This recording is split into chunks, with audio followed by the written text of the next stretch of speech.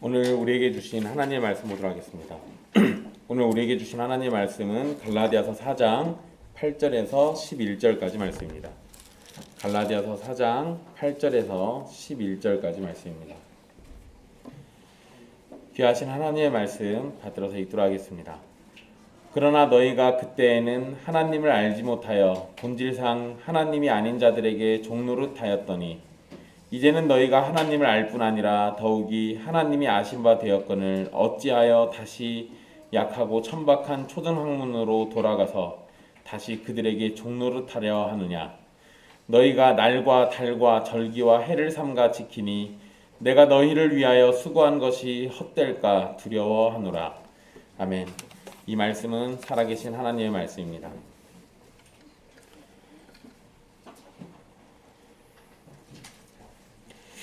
우리는 지난 시간에 양자교리에 대해서 살폈습니다. 율법을 지켜서 하나님의 자녀가 되는 길은 없습니다. 오직 예수 그리스도를 믿는 믿음으로 되는 겁니다. 아버지 하나님은 선택하시고 예수 그리스도는 자신 안에서 구원의 길을 만드시고 성령님은 구원을 적용해 주셔서 우리로 하여금 하나님의 아들과 딸이 되도록 해주십니다. 성령님께서 우리 모두에게 은혜를 베푸셔서 하나님을 아바 아버지라고 부르고 하나님과의 친밀한 관계 속에서 참된 사랑을 맛보며 살게 되기를 간절히 바랍니다.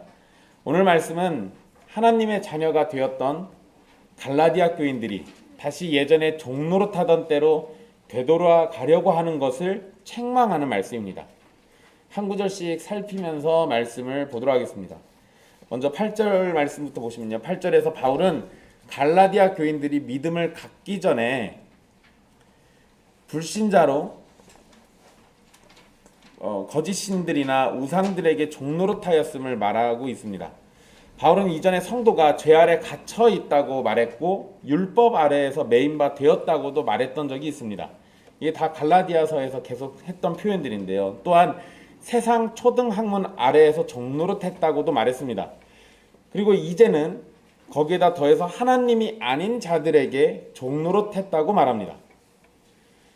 하나님이 아닌 자들에게, 아닌 것들에게 종노릇했다. 율법 아래에 매였다라는 표현은 모든 인간의 처지를 말하는 것입니다. 그렇지만 율법을 모르는 이방인들에게는 그 의미가 제대로 표현되지 못할 겁니다. 그런데 율법이라는 말 안 쓰고 하나님이라는 말을 썼단 말이에요. 그러니까 하나님이 아닌 자들에게 종노릇했다라는 것은 이방인을 포함해서 누구에게나 해당되는 이야기입니다. 유대인들이 계속 율법 타령만 했다면 그럼 이방인들은 사실 이거 모르는 얘기거든요. 율법의 조항들이 어떻게 되어 있는지 잘 모를 수 있잖아요. 그런데 하나님을 얘기한다면 이 하나님에 대한 조항이 뭔지 몰라도 천지를 지으신 하나님에 대한 이야기를 얘기한다면 얘기가 좀 달라지죠. 그리고 이건 이방인들도 인정할 수 있는 부분들입니다. 특히 갈라디아 교인들은 이방인이기 때문에 우상을 섬기면서 종노릇했던 것이 맞습니다. 그게 일반적이니까요. 그게 어느 누구나 다 일반적인 거니까 이거 당연한 겁니다. 그러니까 여러분 우리가 복음을 전한다고 할 때 사람들이 쉽게 하는 실수들이 있어요. 율법 앞에 우린 죄인입니다. 이렇게 얘기하면 율법을 모르는 사람들한테 그 말이 공허하게 들립니다. 근데 율법 모르잖아요. 그러니까 율법 앞에 내가 죄인입니다. 아니 근데 율법이 뭔데요? 내가 그걸 모르는데 왜 내가 죄인이야? 기분 나쁠 수 있어요. 그렇기 때문에 보통 전도를 할 때 하다못해 사형리도 문제가 있다라고 우리가 생각하는 그 사형리조차도 처음에 하나님 이야기부터 하잖아요. 하나님에 대한 이야기를 하고 그 하나님 앞에서 우리가 죄인이다라는 걸 이야기하면 얘기가 좀 달라집니다. 그러니까 접근을 지금 그런 식으로 하고 있다라고 보시면 돼요. 이방인들이 우상을 섬기는 가장 중요한 이유는 바울이 말한 것처럼 하나님을 알지 못하기 때문입니다. 이게 제일 큰 이유예요. 하나님을 알지 못한다. 하나님을 알지 못한다는 표현은 유대인들이 이방인들을 향해서 잘 쓰는 표현입니다. 이 표현은 아주 유대인들이 입에 달고 씁니다. 그럼 제가 어저께 신천지 만났다고 그랬잖아요. 제가 무슨 얘기하면서 자꾸 그 틀렸다고 얘기하면 뒤에 계신 분이 저한테 자꾸 그러더라고요. 요한계시록을 몰라서 그래요. 제가 뭔 얘기만 하면 요한계시록을 몰라서 그런데요. 살짝 기분 나쁠 뻔했습니다. 어쨌든 여러분, 이게 이방인들을 향해서 유대인들이 너희는 하나님을 알지 못하는 것들이야 이렇게 이야기하면서, 그 얘기는 반대로 뭔 얘기예요? 나는 하나님을 잘 알고 있다, 그 얘기하는 겁니다. 그럼 원래 이게 유대인들이 이방인들한테 썼던 표현들인데 그러니까 천지를 창조하신 하나님을 모르고 우리에게 은혜를 베푸시는 하나님을 모르기 때문에 하나님을 찬양하지도 감사하지도 하나님께 예배하지도 않는 겁니다. 그리고 하나님이 아닌 것들에게 예배하고 그것들을 섬기면서 죄를 짓는 거죠. 그러니까 이방인들의 처지가 딱 맞는 게 맞습니다. 하나님을 알지 못하니까 이런 일들이 벌어지는 거예요. 이것은 사실 불신자에게 나타나는 대표적인 특징입니다. 하나님을 알지 못해서 범죄하는 것. 영적인 세계에 대해서 알지 못하고 하나님에 대해서는 더욱 알지 못합니다. 그렇기 때문에 자기 생각에 옳은 대로 행동하거나 엉터리, 가짜 신들이나 믿음에 속아서 헛된 종교 행위를 하기도 합니다. 그래 오잖아요. 여러분, 이거 뭐 유튜브에서도 찾아보시면 나오는 건데요. 되게 재밌는 일들이 있었습니다. 세상에 이런 일인가에 나온 거예요. 어떤 절 뒤에 사람들이 막 조금 있으면 하늘에서 비가 내린다는, 하늘에 구름이 없는데 비가 내린대요. 그래서 절간 뒤에 이렇게 이게 산이 있으면은 요 나무들이 있는데 그 밑에 사람들이 막 서서 이러고 있어요. 좀 있으니까 정말로 물이 막 내려요. 그 사람들이 막 그거 찍어서 바르고 막 먹고 막 이러더라고요. 너무 신기해가지고 그거를 갖다가 분석을 했더니 결과가 어떻게 나왔냐면 벌레의 배설물이래요. 나무 위에서 어떤 벌레들이 배설물을 이렇게 막 한 건데, 그거를 모르는 사람들은 밑에서 이게 불교에 가면 감로수라는 게 있어요. 그거 내려줬다고. 이거 먹었더니 병이 나았다고. 그럼요, 여러분, 모르고 먹으면 약이 되기도 합니다. 여러분, 사람들이요, 내가 잘 모르는 어떤 현상이나 어떤 일들이 벌어지니까 거기에다가 신적인 것들을 막 더해가지고 이거는 부처님이 우리에게 주시는 은혜야 라고 생각하면서 거기에 그러고 있어요. 하나님을 알지 못하니까, 알지 못하기 때문에 어떤 일들이 벌어졌을 때 거기에다가 자꾸 다른 종교 행위나 아니면 잘못된 자기만의 생각들을 더합니다. 그게 사람이에요. 그래서 여러분, 한국교회에서도 우리가 잘못됐다라고 지적하고 있는 것들 잘 생각해 보십시오. 성경에서는 그렇게 말하지 않는데 내가 그렇다라고 생각하니까 그렇게 해요. 내가 그게 맞다라고 믿어버리니까 그렇게 해버립니다. 성경과는 상관없이. 그거의 궁극적인 게 뭐겠습니까? 원인이 하나님을 알지 못한다에 있어요. 그게 제일 큰 문제입니다. 그래서 칼빈이 하나님을 아는 지식이 매우 중요하다라고 기독교 강요 첫 부분부터 언급하면서 시작하는 겁니다. 그게 제일 중요할 수밖에 없어요. 하나님을 알아야 나라는 존재도 알고, 하나님을 알아야 하나님이 우리를 향한 뜻이 무엇인지 알고, 하나님을 알아야 이 세상이 어떤 방향으로 흘러가는지도 알 거 아닙니까? 그걸 모르는 상태에서 내 주변의 것들을 보면 결국에는 내 마음대로, 내 생각대로 뭐든지 다 하게 돼 있습니다. 그러니까 우리는 부단히 하나님에 대해서 아는 것이 우리의 신앙에 매우 중요한 힘이라는 사실을 기억하고 하나님 알기를 힘써야 해요. 바울은 다른 서신에서 사람들이 신들이나 주라고 불리는 것들, 또는 이 시대의 신, 이 시대의 통치자, 사탄, 귀신들, 천사들을 섬긴다고 말하기도 했습니다. 이러한 것들은 모두가 다 우상숭배입니다. 그러니까 바울이 이런 거를 지적했던 겁니다. 하나님께 돌려야 할 영광을 이런 것들에게 돌리는 것은 분명히 죄악입니다. 그런데 하나님을 알지 못하여 종노릇하는 것은 단지 우상숭배에만 해당되는 게 아니라 모든 범죄가 하나님을 알지 못하기 때문에 벌어지는 것이라는 걸 알아야 돼요. 단순히 우리가 하나님을 몰라서 우상숭배만 저지르는 게 아니라 하나님을 모르기 때문에 모든 범죄가 거기서부터 시작되는 겁니다. 여러분, 십계명에서 제일 처음에 언급하는 게 뭡니까? 나 외에는 다른 신을 내게 두지 말라. 그게 뭐예요? 신은 하나님밖에 없다. 한 분 하나님밖에 없으니까 그 하나님만 제대로 알면 돼요. 십계명의 시작을 거기다 두는 이유는 나머지 모든 내용들이 다 어디서부터 나오는 겁니까? 내 앞에 둬야 할 바로 그 한 분 하나님으로부터 나와요. 그분에 대한 개념이 없으면 두 번째 계명, 세 번째 계명이 무슨 의미가 있었고 네 번째 계명이 무슨 의미가 있겠습니까?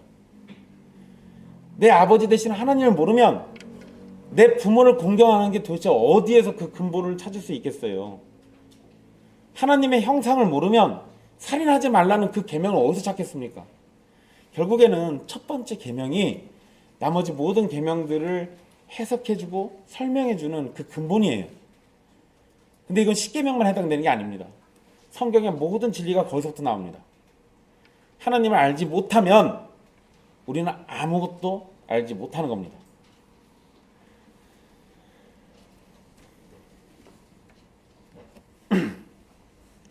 최고의 선이신 하나님을 알지 못하기 때문에 적당한 선에서 만족하고 자기가 기준이 되어 선을 정하는 죄도 짓죠. 하나님을 알지 못하니까 이쯤이면 됐을 거야 그렇게 생각하는 거예요. 그 문제예요. 하나님은 뭐라고 합니까? 내가 온전하니 너희도 온전하라, 완전하라고 얘기하시는 거예요. 그런데 그런 하나님의 말씀을 모르면 어떻게 생각합니까? 아이 뭐 이 정도면 됐지 뭐 이렇게 덮고 넘어간다고요. 그게 사람들입니다. 유대인들이 그랬어요. 안식일을 내가 지켰으니까 됐지, 11조 했으니까 됐지, 절기 지켰으니까 됐지, 제사 드렸으니까 됐지, 아 사람 안 죽였는데, 도둑질 안 했는데, 간음 안 했는데 행동했으니까 됐지, 이렇게 생각하는 거예요. 주님의 뜻은 거기 있는 게 아닌데, 그런 외적인 행동에만 집착해서 있는 게 아닌데 하나님을 알지 못하니까 그 외적인 행동에만 자꾸 집착하는 겁니다. 이거 잘못이에요. 심각한 문제입니다. 하나님의 뜻이 어디에 있는지 알지 못하기 때문에 사람들은 자기 생각에 옳은 대로 행동하고 그렇게 죄를 짓게 됩니다. 여러분 사사기에 보면은요, 어떤 한 사람이 자기 집에 제사장을 드립니다. 그 제사장이 알고 봤더니 모세의 손자예요. 나중에 보면 그게 나옵니다. 근데 여러분 원래 제사장을 집에다가 들여놓고 제사장을 세워서 제사를 드리지 않아요. 그러면 안 됩니다. 그런데 하나님을 잘 모르니까 자기 딴에 하나님한테 은혜는 받고 싶으니까, 그러니까 자기 집에다가 제단 차려놓고 제사장 하나 데려다 놓고 우리 집을 위해서 축복해 달라고 그러고 있어요. 여러분 겉으로만 보면 이거 뭡니까? 하나님을 섬기는 거예요. 하나님을 의지하고 있잖아요. 하나님을 의지하고 섬기는 게 잘못입니까? 아니요, 그건 잘못된 게 아닌데 문제는 거기에 뭐가 끼어 있어요? 하나님을 모르고 하나님이 하지 말라는 걸 갖다 하고 있는 거예요. 그러니까 문제지. 그러니까 문제라고요. 여러분 우리는 그런 행동들 하기가 쉽다니까요. 여러분 잘 몰라가지고 할 수는 있습니다. 그러나 배워가지고 고치면 돼요. 그런데 여러분 잘 몰라가지고 어떤 일에 집착하기 시작하잖아요. 어떤 일을 하고 거기에 집착하기 시작하면 사람들이 나중에 그 틀린 걸 알아도 안 고칩니다. 틀린 거를 누가 알려줘도 틀렸다고 인정을 못해요. 왜? 내가 그게 맞다고 믿고 있었으니까. 지나간 내 시간과 내 수고가 헛수고가 되는 게 너무 두려우니까. 근데 여러분 그러면은 그 사랑이라는 게 어디에 있는 것 같습니까? 내가 과거에 그렇게 헌신하고 했던 그 사랑이 하나님에게 있는 거예요? 나에게 있는 거예요? 나한테 있으니까 내가 한 것 때문에 못 버린다고요. 내가 열심히 했는데 이게 틀렸어. 하나님이 원하신 게 아니야. 그럼 하나님을 사랑하면요 후다닥 버리고 다시 하면 돼요. 근데 버리는 걸 못 한다고요. 왜? 나에 대한 사랑이 하나님에 대한 사랑보다 더 크니까 이거 못 버려요. 사람들이 보통 거기에서 실수합니다. 거기서 걸려 넘어지고요. 그러면 안 돼요.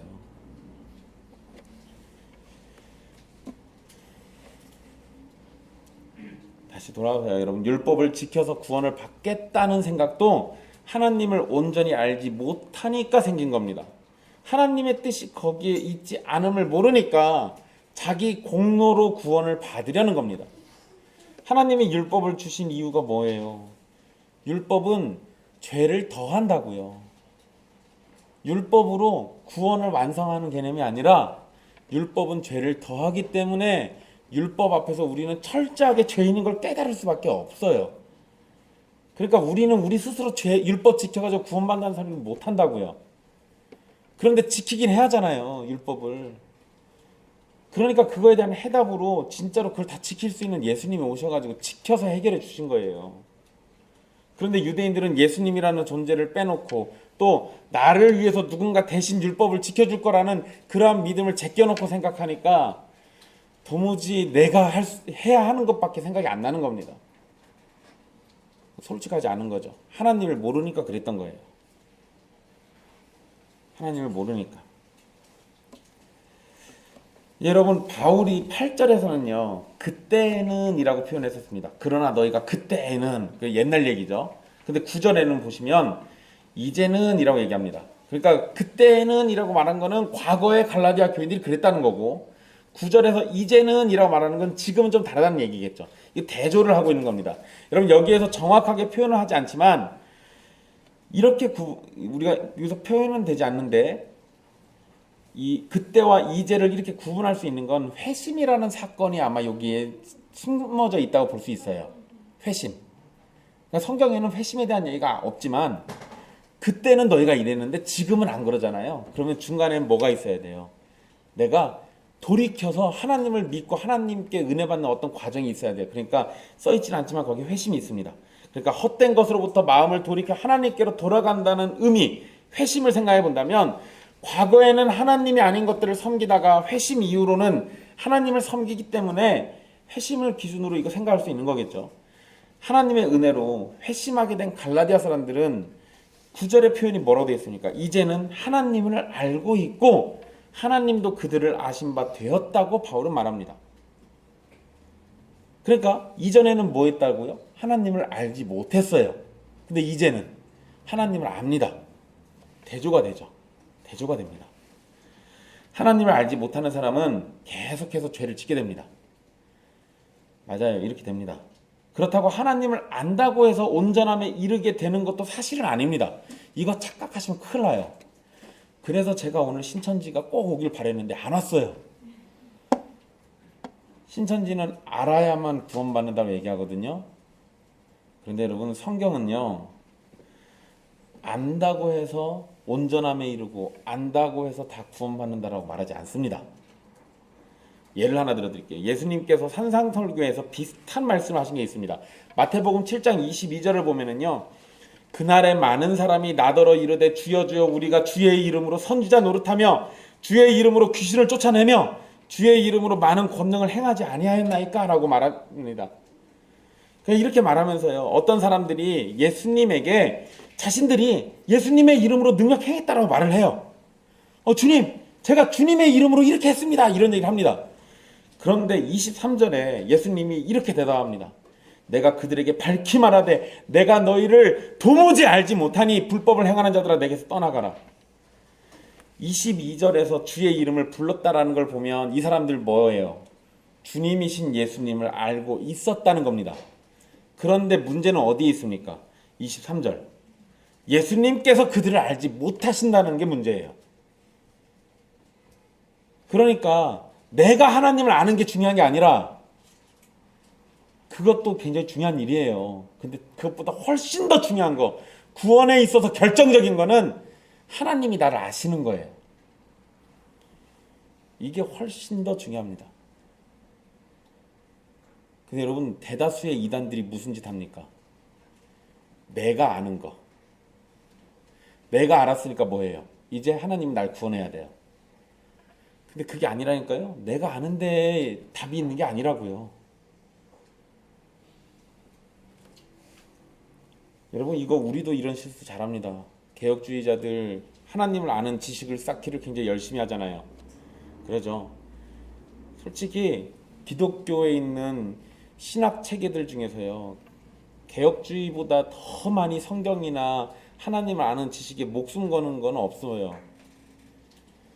근데 문제는 어디 있냐면 아는 걸로 끝낸다라는 게 문제예요. 여러분 마태복음 25장에 양과 염소의 비유 나오죠. 최후의 날 왕께서 오셔가지고 양과 염소물이 갈라놓습니다. 그때 그들을 가르는 기준이 뭐예요? 하나님을 아는 지식이 너는 없구나 양! 아니지 염소지. 아는 지식이 있구나 그러면 양. 아는 지식이 없구나 그럼 염소. 그렇게 합니까? 아니요 여러분, 거기는 지식을 논하지 않아요. 아는 걸 따지지 않는다고요. 뭘로 따졌습니까? 행위로 따져요. 행위로 갈랐다고요. 하나님에 대한 순종이 있는 자들, 순종이 없는 자들. 더 정확히 얘기하면 사랑이 있는 자들, 사랑이 없는 자들. 이렇게 구분짓습니다. 심판할 때 지식 가지고 심판하지 않아요. 그래서 사람들이 착각한다니까요. 우리 개혁주의자들이 이거 진짜 착각해요. 하나님에 대한 지식으로 내가 판단받으려고 그래요. 그러지 않습니다, 여러분. 오해하지 마십시오. 이거 오해하니까 자꾸 공부하고 지식을 쌓고 내가 잘난 척하고 많이 안다고 자랑하고 그렇게만 가요. 그게 중요한 게 아니라고요. 내가 하나님을 정말 잘 모르더라도요, 정말 중요한 건 하나님이 나를 아시는 데 있다니까요. 여러분, 우리 어린아이들이 얘네들도 구원 받을까? 이런 거 근심하는 분들이 있습니다. 그래가지고 막 아이들한테 요리문답 막 열심히 가르치고 좋은 일이에요. 좋은 일인데 아이들이 하나님을 아는 것 굉장히 좋은 일이고 아름다운 일이지만 우리가 착각하면 안 되는 거예요. 얘네가 이거밖에 모르는데 구원 받을까가 아니고 이거밖에 몰라도 주님이 얘를 아시면 구원 받는다라고 생각을 해야죠. 그게 은혜잖아요. 내가 아는 지식 가지고 구원 받는다고 생각하고 애가 알고 있는 지식 가지고 구원 받는다고 생각하면 그게 공로지 은혜입니까? 그러지 않잖아요. 진짜 은혜를 말할 거면 하나님이 나를 아시는 거 거기에 목을 매야 돼요. 그거를 놓치니까 자꾸 우리가 실수하는 거예요.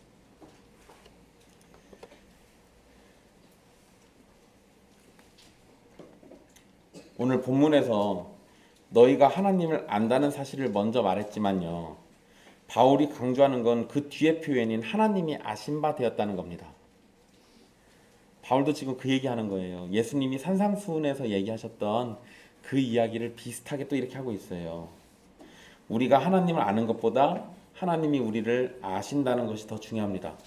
우리가 하나님을 아무리 안다고 해도 심판날 하나님께서 우리를 모르신다고 말씀해버리면 우리는 그저 불법을 행하는 사람입니다. 그것밖에 안 돼요. 그것밖에 안 됩니다. 또한 여러분, 구약 성경에서 이 안다라는 표현은 사랑하신다는 의미를 가지고 있다라고 여러 번 말씀드렸습니다. 그러니까 문맥상 바울이 그런 의미를 포함해서 말했을 가능성이 매우 높습니다. 이 안다라는 것 자체에 기본적으로 사랑이라는 게 포함되어 있으니까요. 즉 하나님께서 우리를 지식적으로 아시는 게 아니라 마음을 다해 사랑 가운데 우리를 아시는 거예요. 우리도 하나님 알 때는 지식으로만 알 게 아니라 사랑으로 하나님을 알아야 하는 거고요. 그런데 바울은 이런 큰 은혜를 하나님이 주셨다라고 말한 후에 갈라디아 사람들이 약하고 천박한 초등학문으로 돌아가서 종노릇을 할 수 있느냐고 질문합니다. 여기에서 초등학문은 율법을 포함하는 게 분명해요. 그러죠. 계속 율법 얘기 나왔으니까 그러잖아요. 그런데 바울이 율법만 얘기하고 있는 건 아니에요. 율법이라고 하지 않고 성도가 어리석게 되돌아가는 모습을 보이는 것은 꼭 율법에만 있는 게 아니니까, 그러니까 율법보다 훨씬 더 넓은 개념을 지금 얘기하고 있는 겁니다. 여기에서 또 여러분, 우리 그 구절 말씀에 초등학문으로 돌아가서라고 돼 있잖아요. 돌아가서. 여러분, 그 돌아간다라고 번역된 단어요. 그 단어가 원래는 보통은 예수 그리스도께로 돌아오는 회심, 이걸 가리킬 때 쓰는 표현입니다. 회심. 그러니까 세상을 향해 가던 내 마음을 돌이켜서 하나님께로 향할 때 쓰는 그 단어인데, 그 단어를 여기다 썼어요. 그건 뭐예요? 여기에서는 예수님으로 향하던 마음을 돌이켜서 약하고 천박한 것들로 되돌아간다는 의미예요. 회심이 한 번 더 일어난 거죠. 마음이 다시 또 돌아간 겁니다. 즉 믿음을 버린다는 의미가 됩니다. 믿음을 버린다는 의미가 돼요. 사망의 자리에서 생명의 자리로, 마귀의 자녀에서 하나님의 자녀로 돌아서서 왔는데 은혜의 자리에서 다시 죽음과 저주의 자리로 되돌아가려는 상황은 매우 놀랍고 충격적인 상황입니다. 마치 돌아온 탕자가 다시 돼지우리로 되돌아가려고 몸부림치는 것과 똑같은 거예요. 길바닥에서 거지로 살던 사람을 왕의 자녀로 입양해 왔더니 훗날 다시 거지가 되겠다고 나가는 것과 똑같은 겁니다. 근데 여러분, 제가 이렇게 설명한다고 해서 오해하지 마십시오. 이건 마치 구원을 받았다가 구원을 잃어버릴 수 있다고 가르치는 게 아닙니다. 바울의 의도는 큰 은혜를 입은 사람이 그렇게 할 수 있겠느냐고 반문하는 거예요. 그게 가능하냐 이 얘기입니다. 할 수 있다가 아니고 야 그렇게 하는 게 말이 돼? 이 얘기예요. 약하고 천박한 초등학문으로 되돌아가는 것은 다시 종노릇하게 되는 겁니다. 종노릇하게 되는 거예요. 근데 여러분, 교회 다니다가 불신자 되시는 분들 있어요, 없어요? 있습니다. 있어요. 목사들 중에서 불신자 되는 사람이 있을까요, 없을까요? 있어요. 있어요. 저는 신학교에서도 많이 봤습니다. 신학교에서 열심히 다니다가 얘가 수업 듣다가 갑자기 하나님 없다 하고 나간 애들도 있어요. 잘 못 배워서 그러겠지. 또 목회하다가 갑자기 다 때려치고 갑자기 그냥 일반인으로 돌아가시는 분들이 있어요. 예수님도 안 믿어. 그런 사람들이 있습니다. 그럼 여러분, 그런 사람들은 어떻게 평가해야 돼요? 하나님이 그들을 아신 적이 없었던 거죠. 하나님이 그들을 아신 적이 없었던 거예요.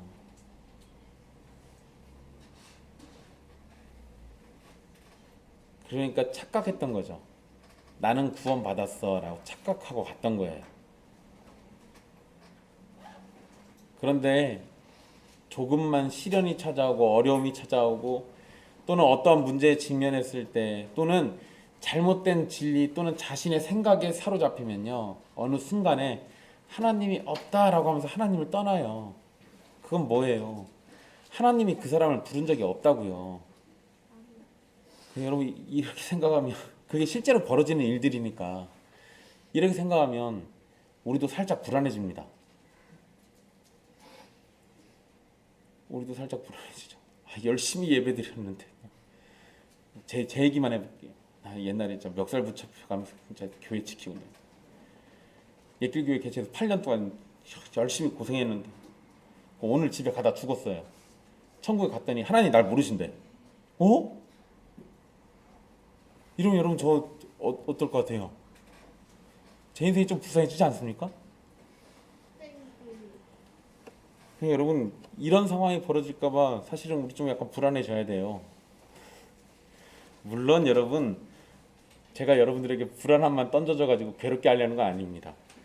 뒤에 가면은요, 바울이 재미난 얘기예요. 나중에 다시 설명해 드리겠지만 여러분, 불안하니까 미리 봅시다. 5장 10절 보십시오. 5장 10절. 사도 바울이 저렇게 무시무시한 얘기 해놓고 뒤에가 뭐라고 하는가 보세요. 같이 읽을까요? 5장 10절. 나는 너희가 아무 다른 마음을 품지 아니할 줄을 주 안에서 확신하노라.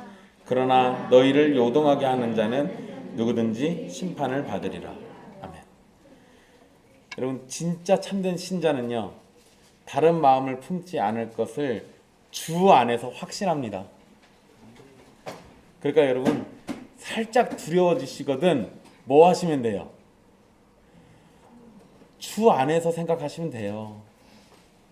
주 바깥에서 여러분들을 보니까 불안하죠. 그래요, 맞아요. 그럴 수밖에 없습니다. 여러분, 제가 며칠 전에 이주신 형제의 마음에 큰 대못을 박아놔가지고 제가 며칠 동안 잠도 못 자고 주직이 그것만 놓고 보면 전 지옥 가야 돼요. 요동하게 해가지고요. 여기 써있거든요. 요동하게 하는 자는 누구든지 심판받으리라. 미안해요, 주신 형제. 근데 여러분, 주 안에서 내 행동만 놓고 보면 불안한데요, 내가 주님 안에 부름받았다라는 걸 생각하면 확신이 있어요. 확신이. 그러니까 두려워할 필요가 없습니다. 다시 오늘 본문으로 돌아오죠. 저 부분은 다시 다음에 또 얘기해 드릴게요. 그러니까 여러분, 바울의 의도는 은혜 입은 사람이 약하고 천박한 그 초등학문으로 돌아간다라는 것은 있을 수 없다, 그 얘기하고 싶은 거예요. 약하고 천박한 초등학문으로 되돌아가는 건요, 다시 종로로 타는 겁니다. 초등학문을 약하고 천박한 것이라고 표현했어요. 그건 뭡니까? 마치 건강해지기 위해서 약한 것에 기도하고 있고, 생명을 얻기 위해서 죽은 것에 기도하고, 지혜를 얻기 위해서 미련한 것을 의지하는 것과 똑같다라는 겁니다. 잠깐만, 우리 조상님들 옛날에 그러시지 않았어요? 나무에다가, 큰 나무에다 비나이다 하고 있고, 보름달 뜨면 또 깨끗한 물 떠다 놓고 또 비나이다 하고 있고, 큰 바위 있으면 또 비나이다 하고 있고.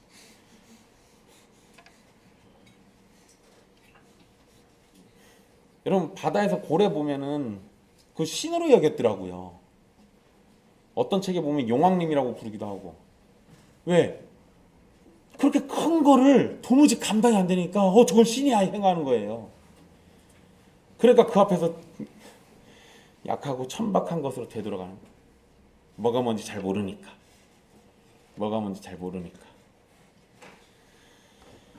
3절에서 여러분 초등학문을 처음 언급할 때 모든 사람이 이 초등학문에 매여 있음을 언급했습니다. 그런데 바울은 모든 사람을 종노릇하게 만드는 초등학문이 약하고 천박하다고 표현했습니다.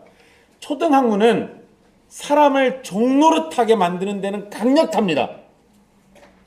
그렇지만 생명을 주고 구원을 주는 것에는 무능합니다. 그런데 어리석은 사람들은 하나님의 은혜가 충분하다는 사실을 믿지 않고 약하고 천박한 것을 통해서 자신의 구원을 완성하려고 해요. 이거 얼마나 불쌍한 일입니까? 얼마나 불쌍한 일이에요. 바울은 10절에서 초등학문으로 돌아가서 무엇을 하는지를 언급을 합니다. 10절 말씀에 언급되어 있죠. 너희가 날과 달과 절기와 해를 삼가 지키니. 여러분, 여기에서 날과 달과 절기와 해를 지킨다는 말은 안식일과 특별한 날들로 정한 유대 절기를 의미하는 것일 겁니다. 그런데 여러분, 골로새서 2장 16절에 보면요, 거기에선 사도 바울이 안식일이라고 아예 딱 밝히고 있어요. 콕 집어서 얘기했습니다. 근데 여기에서는 그냥 날과 달과 절기와 해라고만 표현하고 있거든요. 이것은 아마도 유대교의 종교적인 기념일에다가 이방 종교에서 지키던 날들까지 포함하는 개념으로 생각이 돼요. 아마 그랬을 겁니다. 날과 달과 절기와 해를 지키는 것을 통해서 구원받으려고 하는 것은 오히려 예수님을 믿고 구원받는 것보다 더 힘들고 어려운 일입니다. 그런데도 사람들은 율법의 행위에 열광하고 더 끌려가게 되죠. 왜 그럴까요? 그냥 믿기만 하면 구원받는 거를 굳이 꼭 어떤 행위를 자꾸 하려고 해요. 왜 그럴까요? 어렵지 않습니다. 사실 불안하니까 그래요. 예수님을 믿는다라는 건 눈에 잘 안 보이지만 내가 절기를 지키는 건 눈에 보이거든요. 그러니까 그 불안함이 그렇게 작용하는 거예요. 안타까운 일이죠. 갈라디아 교인들이 그렇게 초등학문으로 돌아가는 모습은 바울이 죽을 고비를 여러 번 겪었던 일들이 헛수고가 돼버리는 일입니다. 그래서 바울이 마지막에 11절에 그렇게 얘기하고 있는 거예요. 내가 너희를 위해 수고한 것이 헛될까 두려워하노라. 겁나는 거죠. 그게 당연한 거예요. 당연한 겁니다.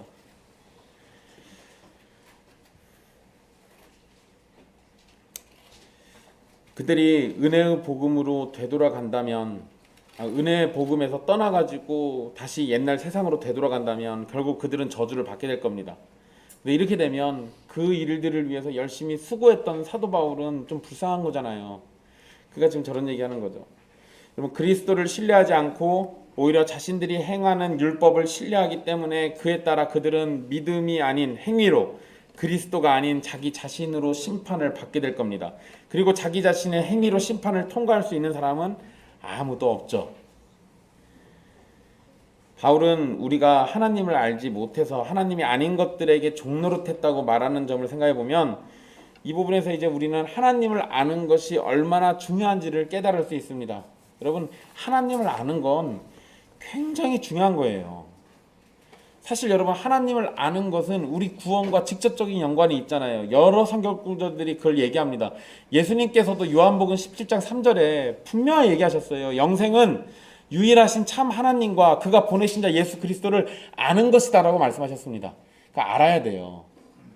알아야 구원이 있다니까요. 모르면 구원이 없는 거예요. 사람들은 자신의 지혜나 용맹함이나 부유함을 자랑하죠.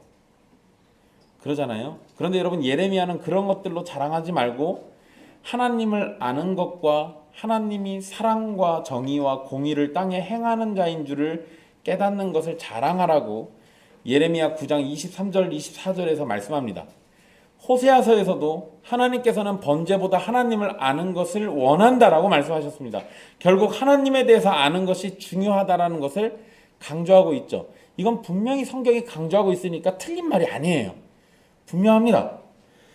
그런데 그럼 이제 우리 여기서 한 가지 중요한 걸 생각을 해야죠. 이전에도 한번 설명드린 적이 있습니다. 여기에서 우리 안다라는 말이 어떤 의미인가를 다시 한번 생각해 봐야죠. 사실 우리는 무엇인가를 안다라고 말할 때 크게 의미를 두지 않고 말합니다. 그렇잖아요. 그렇지만 조금만 깊게 생각해 보면 대충 알고 있는 것도 안다고 말하는 경우가 대부분입니다. 그러잖아요. 여러분, 제가 전에 한번 얘기해 드린 적이 있는데, 저는 학교를 다니면서도 한 번도 본 적도 없는 어떤 전도사가 저랑 엄청 친하다고 페이스북에다 자꾸 글을 써요. 난 누군지 잘 모르는데. 그 친구가 저를 어떻게 하냐면, 제가 한일장신대학교 나오고 한신대학원 갔잖아요.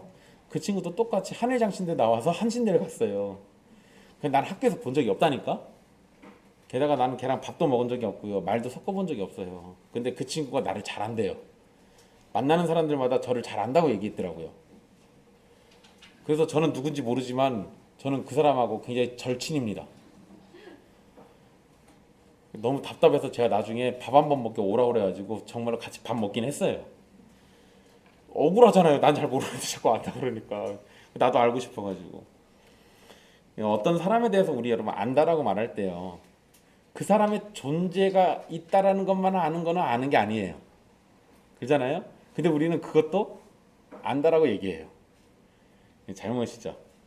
어떤 사람을 안다고 말할 때는 그 사람의 외모, 하는 행동, 말투, 주변 환경 이런 거에 대해서 아는 것이 사실 보통입니다. 이 정도만 알아도 그래도 잘 아는 거긴 해요.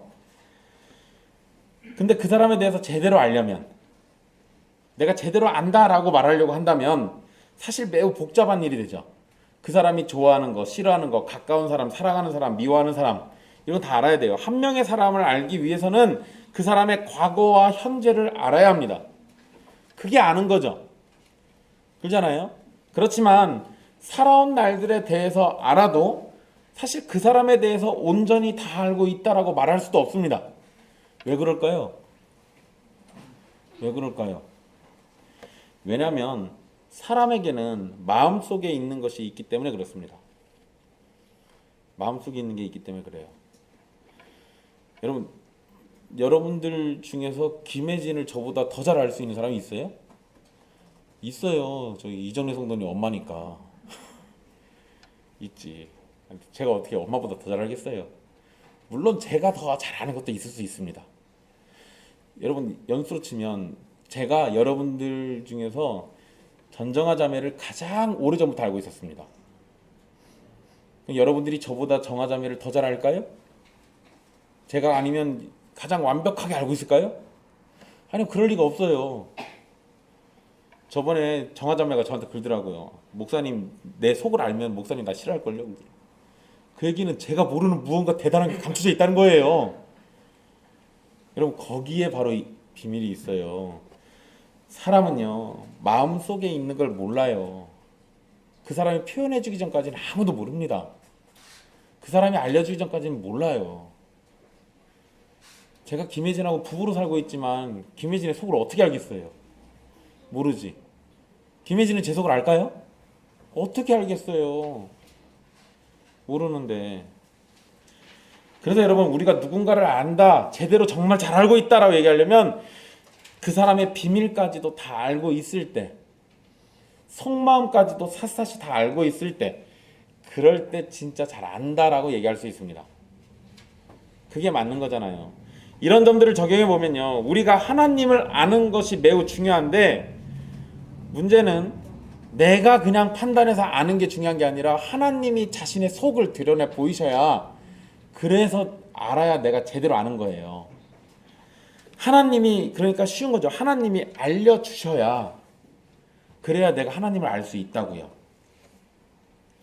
하나님께서 알려주시지 않으면 우리는 하나님에 대해서 도무지 알 수가 없습니다.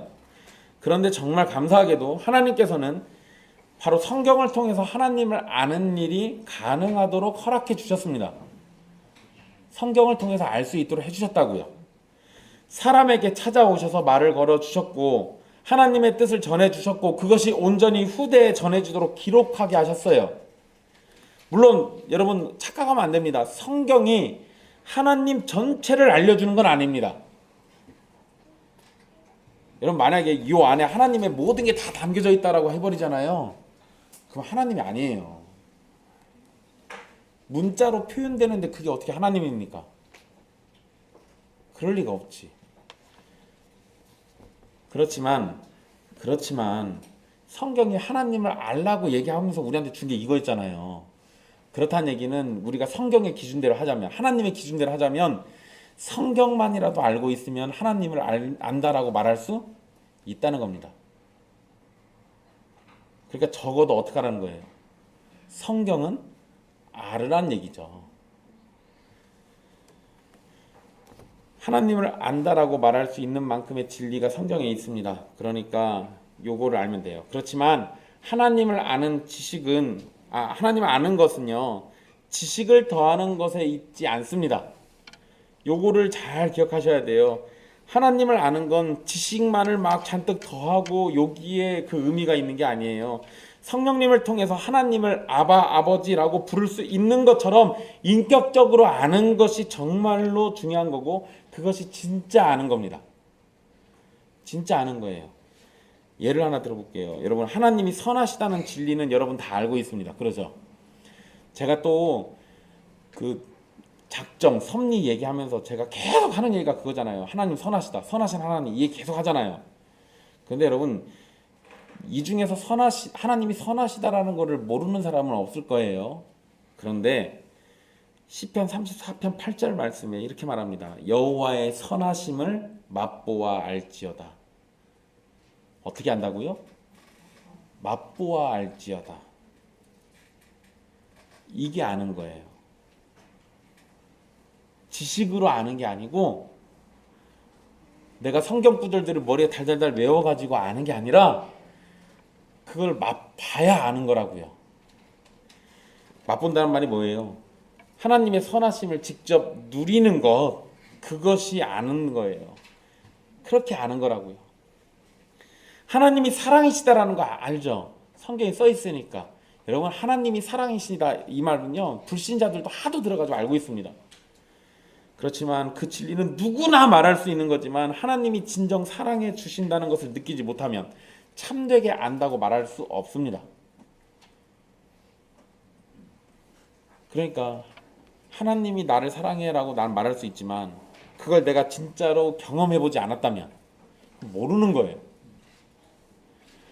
우리가 하나님을 아는 것은 매우 중요한 일입니다. 그러죠? 우리가 어떻게 알아야 한다고요? 경험적으로 맛을 봐야 한다니까요. 내가 실제로 그걸 느껴야 한다고요. 그런데 여러분, 9절에서 강조하듯이요, 하나님께서 우리를 아시는 것이 더 중요하고 더 먼저 있어야 할 일입니다. 이제 이것과 연관해서 얘기해 드릴게요. 그래서 우리가 하나님을 아는 것은 은혜로 되는 일이라고 말할 수 있어요. 그러니까 다시 잘 보세요. 내가 하나님을 아는 게 먼저가 아니고요, 하나님이 나를 아는 게 먼저예요. 그래야 내가 하나님을 알 수 있다고요. 하나님께서 먼저 우리를 아시고 자신을 우리에게 허락하셔야만 우리가 하나님을 알 수 있는 겁니다. 이 앞에 게 없으면 지식으로만은 알 수 있어요. 근데 그 이상이 안 된다니까요. 그 이상이 안 된다고요. 여러분, 영국의 목사였던 제임스 패커, 소천하셨어요. 이 제임스 패커라는 목사가 이렇게 말했습니다. 우리가 하나님과 사귀는 것이 아니라 하나님이 자신의 사랑을 우리에게 알리심으로 우리가 하나님을 알도록 하셔서 우리와 사귀시는 것이다. 내가 사귀는 게 아니라 하나님이 무한한 은혜와 사랑을 나에게 주셔가지고 하나님이 나와 사귀어 주시는 거예요. 개념이 다르죠? 개념이 다릅니다. 중요한 거예요. 우리가 하나님을 아는 것은 하나님께서 우리를 아신 결과로 되는 겁니다. 여러분, 범죄한 아담이 먼저 하나님 찾았습니까? 가인이 동생 아벨 죽였을 때 먼저 하나님 찾아가 회개했습니까? 갈대아 우르에서 아브라함이 먼저 하나님 만나려고 했습니까? 아니요. 모두가 다 하나님이 먼저 죄인들 찾아오셨어요. 항상 그런다고요. 하나님이 먼저 찾아오신다고요. 먼저 찾아오세요. 그걸 우린 뭐라고 부른다고요? 은혜라고 불러요. 그게 은혜예요. 여러분, 하나님은 우리를 잘 알고 계십니다. 어떻게? 너무나도 잘 알고 계셔서 우리 스스로보다도 더 우리를 알고 계시죠. 그런데도 우리를 사랑하셔서 구원에 이르도록 은혜를 베푸십니다.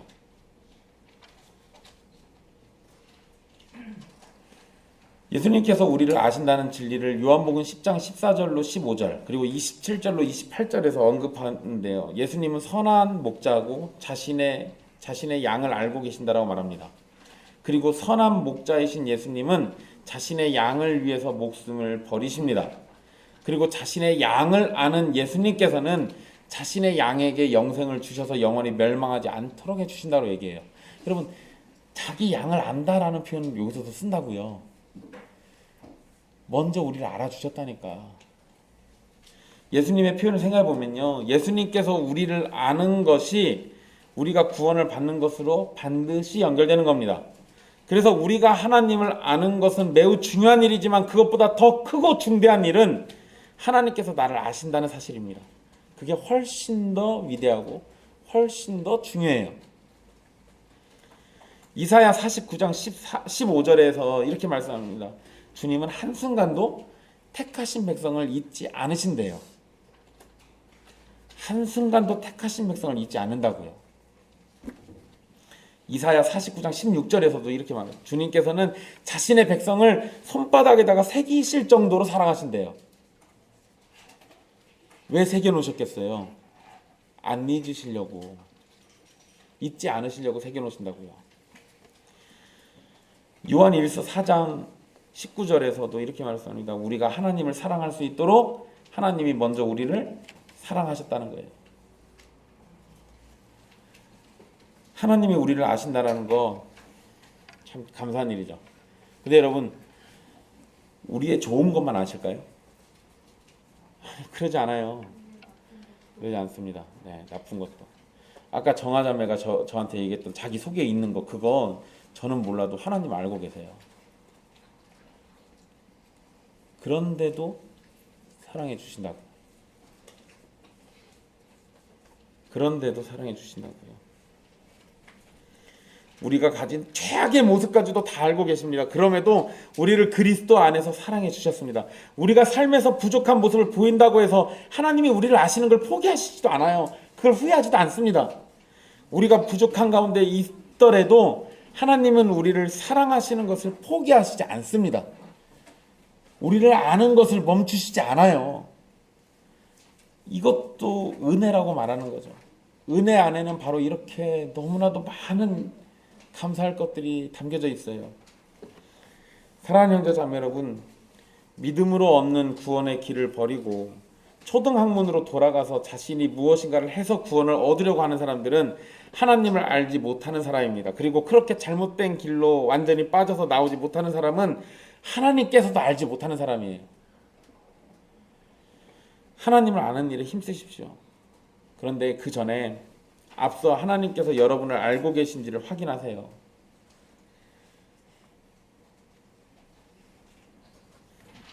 그것을 어떻게 확인하냐고 여러분들 지금 속으로 생각하실 겁니다. 아니, 그걸 내가 어떻게 알아요? 하나님 날 사랑하는지 안 사랑하는지. 여러분, 사실 되게 간단합니다. 여러분 안에 성령님이 역사하셔서 여러분들이 하나님을 아버지라고 부르기를 주저하지 않고 기뻐하고 하나님을 알게 되는 것을 기뻐하고 하나님이 하신 일을 즐거워하는 모습이 나타난다면 하나님께서 여러분들을 알고 계셔서 그런 선한 열매가 나타나는 겁니다. 구원이 오직 예수 그리스도에게만 있고 그리스도 안에서 하나님을 바라보며 하나님의 사랑을 조금씩 알아가고 있다면 하나님께서 여러분을 알고 계신 겁니다. 하나님의 사랑은 감출 수가 없어서요. 그분이 우리를 사랑하신다면 그 사랑은 우리의 삶에서 어떤 식으로든 영향을 주고 나타나게 되어 있습니다. 목사님, 하나님이 저를 사랑하는지 도무지 알 길이 없습니다. 뭐가 드러나는 게 하나도 없어요. 그러면 안 사랑하시는 거겠죠.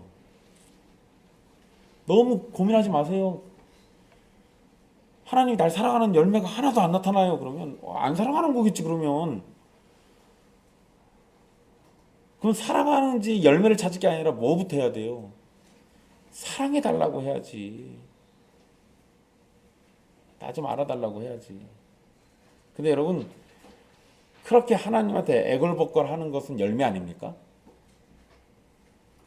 그렇게 하나님에게 집착하는 건 열매 아닐까요? 그것도 열매예요. 사람들이 뭔가 열매하면은요, 사랑과 희락과 화평과 오래 참음 막 이런 거창한 것들만 생각합니다. 아니요, 그런 데 있지 않아요. 여러분들의 영혼이 하나님 때문에 숨쉬고 하나님 때문에 살아가고 하나님에 목마르고 있으면 여러분들에게 은혜가 있는 거예요. 그 은혜에 만족하지 마시고 더 큰 은혜 달라고 하십시오. 그러면 됩니다. 방금 전에 말씀드렸던 것처럼요, 하나님의 사랑은 감출 수가 없습니다. 여러분, 10대 남자애가 여자애를 좋아하면 어떻게 돼요? 겉으로 막 표현이 됩니다. 특히 10대는 유독 더 그래요. 그래도 좀 나이 먹었다고 30대, 40대 되면 좀 잘 감춥니다. 근데 10대는 그게 안 돼요. 안 된다. 나중에 봐라. 10대가 누굴 사랑하게 되면요, 그거 잘 못 감춥니다. 근데 여러분, 하나님의 사랑은요, 너무 거대하고 너무 위대해가지고 그 자체가 감춰지지가 않아요. 그리고 그 사랑이 예수 그리스도 안에서 우리에게 온전하게 쏟아부어지면 열매가 안 생길 수가 없어요. 그러니까 하나님이 여러분들을 아는지 알지 못하는지는요, 여러분들의 삶의 변화와 열매로 보시면 돼요. 만약에 그런 모습이 아주 조금이라도 여러분들에게 있다면 하나님의 사랑을 받고 하나님께서 그 이름을 알고 계시는 것을 최대의 기쁨으로 여기며 즐거워하십시오. 천국의 기둥에 여러분의 이름이 기록되고 주님께서 여러분을 하나님의 자녀로 삼으신 것이 분명하기 때문입니다. 그런데 아직 그런 은혜가 나타나지 않았다면 여러분, 다른 곳에 시간 허비하지 마십시오. 하나님의 나라가 가까이 왔고 심판이 멀지 않습니다.